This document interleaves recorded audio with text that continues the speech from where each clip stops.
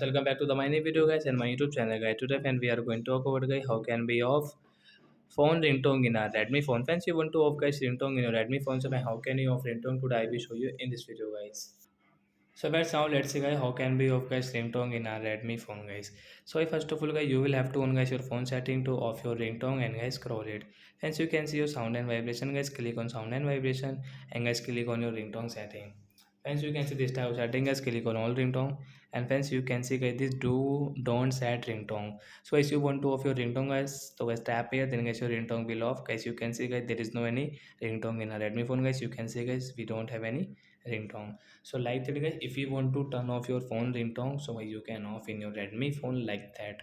So that's it guys, thanks for watching the video guys. We will meet on next video guys with new topic. Before going guys, please go and like the video, subscribe the channel. Bye bye guys.